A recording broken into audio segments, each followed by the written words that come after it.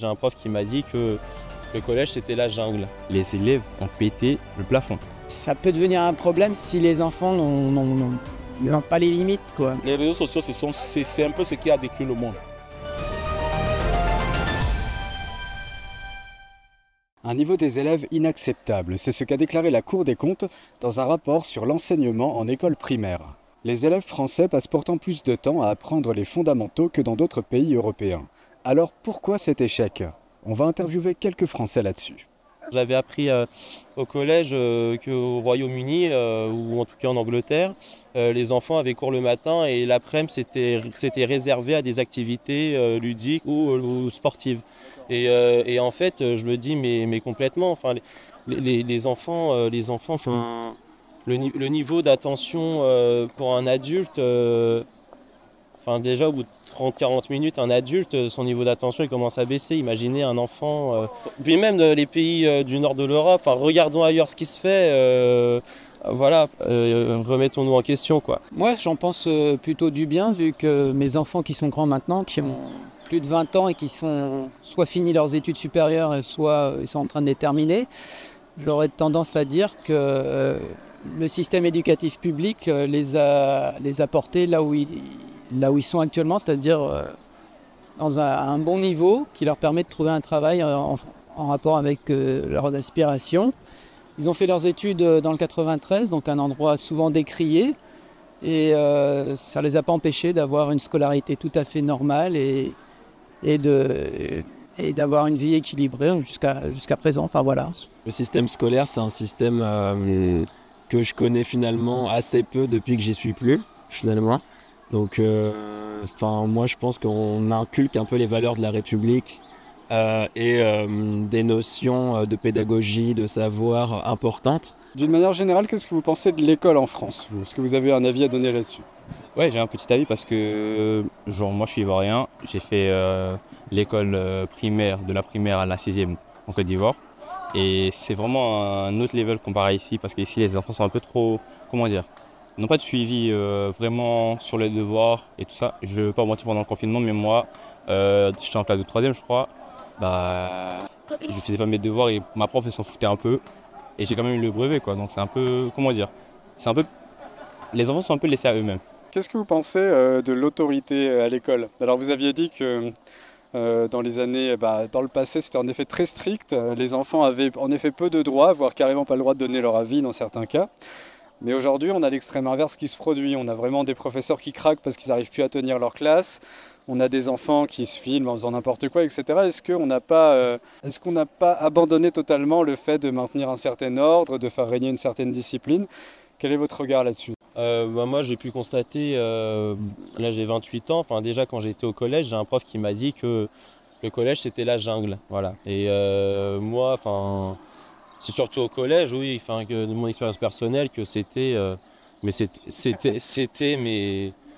un carnage, quoi, et ça laisse des stigmates toute la vie. Donc on va toujours chercher le curatif. Par exemple, il y a de la délinquance, on va rouvrir des prisons, les enfants foutent le bordel, il faut qu'on soit plus autoritaire. Mais avant que les enfants foutent le bordel, peut-être qu'on peut déjà réfléchir à l'éducation, surtout au moment de l'adolescence, comment on peut accompagner les enfants. Pourquoi il n'y a pas des séances avec des psychologues qui devraient être, ça devrait être presque aussi important que n'importe quelle matière. Franchement, en France, on laisse vraiment faire les enfants faire n'importe quoi parce que, sans vous mentir, j'ai été au bled, la discipline est de rigueur, vraiment de rigueur. Et ici, c'est vraiment autre chose, premier jour de cours, si je me rappelle bien, dans ma seconde, les élèves ont pété le plafond. Le prof de français s'est absenté 2 minutes, ils ont pété le plafond. Personne n'a eu de sanction parce que personne n'a été vu. Et je trouve que franchement, c'est pas faisable. C'est indispensable. Comme il n'y a plus l'armée non plus, donc il y a vraiment l'éducation nationale pour apporter ces valeurs-là. Donc c'est important de garder ces valeurs de respect. Et pour ça, si ça doit passer par l'autorité, écoutez, pourquoi pas. Et les enfants n'en seront que plus redevables plus tard. Un enfant qui connaît l'autorité de son papa, c'est un enfant qui grandit bien. Un enfant qui sait que si je fais des bêtises, papa va me gronder. Ça, c'est au niveau de la France. Papa va me gronder. Papa ne sera pas content. C'est un enfant qui grandit très bien. Mais un enfant à qui, déjà, comme je vois dans certains foyers ou alors certaines familles, ton fils à 7 ans peut déjà te demander, papa, t'es malade? Papa, t'es fou? Ou bien il va aller dire à sa maman, mais maman, papa, il est fou. Vous pensez que cet enfant, il va respecter qui demain dehors? Même son propre professeur ne pourra pas le respecter. Hein. Même son propre professeur ne pourra pas respecter. Ce qui crée à un certain niveau parfois des enfants harceleurs. La discipline, c'est important, mais il faut aussi la liberté aux élèves de s'exprimer et d'exprimer leur mécontentement, mais dans des règles. Mais évidemment, on a vu des débordements, des choses horribles qui se sont passées. Et ça, on peut jeter la pierre sur rien. En fait, sur l'extérieur, mais pas forcément sur l'intérieur des cours. C'est une question de cerner un peu quel est le problème et d'avoir un suivi aussi un peu psychologique des élèves quand arrive ce genre de choses, quoi. Il n'y a pas la solidarité, il n'y a pas l'amitié. Ici, il faut la valoriser. Si tu ne mérites pas d'être l'ami de tel ou d'un tel,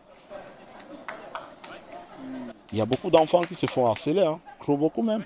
Ça, c'est intéressant ce que vous venez de dire, que l'amitié se mérite. C'est touchant. En Europe, ça se mérite. Il faudrait que tu apportes à quelqu'un quelque chose pour qu'il t'estime. Mais tellement le système français les a montré qu'ils ont une telle liberté, qu'ils ont le droit à tout, que beaucoup de parents n'ont pas de contrôle sur leurs enfants. Parfois, d'autres pensent qu'en leur donnant tout, ça leur aide. Mais non, ça ne leur aide pas. Ça les détruit plutôt. Ça les détruit. Moi, je suis orphelin de père et de mère. À l'âge de 13 ans, j'étais déjà orphelin. Ce qui a fait en sorte que j'ai connu des camarades et amis. Chez moi, en Afrique, quand on dit prison, ce n'est pas les hôtels qu'il y a ici en France. Hein. Ça, c'est l'hôtel, ça.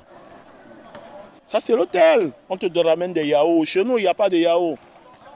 Quel est votre regard sur la technologie, la modernité, le fait qu'aujourd'hui, on ait beaucoup d'enfants qui ont des problèmes de concentration à cause des tablettes, des téléphones? Est-ce que vous pensez qu'on va réussir à le maîtriser dans le futur ou est-ce que ça vous inquiète? Quel est votre regard là-dessus? Oui, c'est un vrai problème, hein, car moi-même j'ai un enfant qui a 20 ans là aujourd'hui et qui passe ses soirées, voire une bonne partie de sa nuit sur les jeux vidéo. Et pour un père, c'est vrai que c'est inquiétant. Enfin, pour des parents, ça peut paraître inquiétant.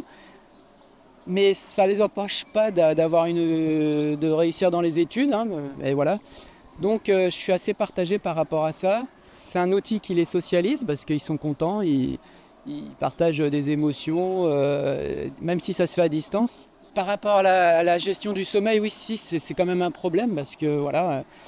Mais si ça n'avait pas été ça, ça aurait été peut-être autre chose, je ne sais pas. Ça fait partie du système destructif des enfants. Aujourd'hui, les enfants, au lieu d'aller à l'école d'éduquer les valeurs et apprendre le respect ou des bonnes moralités, ils s'éduquent sur les téléphones.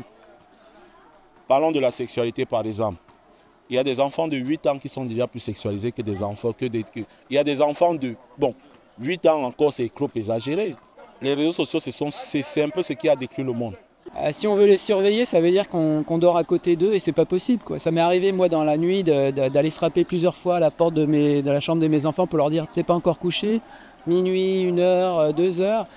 Qu'est-ce que je vous dis? C'est un vrai problème. Mais bon, mes enfants, en tout cas eux, ils ont géré. Voilà, donc, mais j'aurais tendance à dire que voilà, ça peut devenir un problème si les enfants n'ont pas les limites, quoi. Enfin, voilà, s'ils passent vraiment des nuits blanches, c'est pas bon, ça c'est sûr. Voilà, il n'y a pas de problème.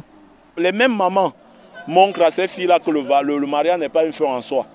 C'est parce qu'elles ont échoué. C'est parce qu'elles ont échoué. On peut travailler et être une bonne femme au foyer, être une bonne maman. Moi, je suis africain, hein, je le dirai toujours. Mes valeurs, je ne les oublierai jamais. Quand on voit des enfants dans les poussettes avec des téléphones, bon, c'est quand même rare, c'est un peu mais c'est même assez jeunes quand même qui marchent avec leur téléphone, je trouve ça un peu aberrant, mais bon, c'est quand même déjà mettre le pli, si on leur met des applications sur le téléphone, tout de suite avoir accès au téléphone, d'ouvrir un monde parfois qui est beaucoup plus un peu complexe et qui est pas fait pour eux, quoi. C'est un peu... Dans le train, ça m'arrive souvent de voir des bébés, enfin, peut-être 1 an, 2 ans, ils sont déjà sur la tablette, ils la manipulent. De voir que dès le plus jeune âge, dès les jeunes enfants, on essaye de capter le plus possible leur attention avec des bruits débiles, des vidéos qui vont toujours chercher à les scotcher. Et en fait, un bébé, c'est déjà un premier consommateur, quoi. Vous pensez que les réseaux sociaux ou le système, ils volent l'enfant aux parents, en fait? Ouais, il faut les enfants aux parents. Son papa qui lui dit non, c'est un monstre. Pourtant, ton papa, il te dit non parce qu'il veut du bien pour toi. C'est pour ton éducation qu'il te veut et qu'il te dit non. En primaire, ils ont déjà presque tous un portable. Voilà, donc en portable, c'est Internet. Internet, c'est la porte ouverte à un monde infini de choses qu'on n'est pas censé voir forcément. Et après, on ne se construit pas forcément de la bonne façon. Et puis, voilà. Et quand on a l'accès aux réseaux sociaux très jeune, on peut... c'est très dangereux. C'est très dangereux.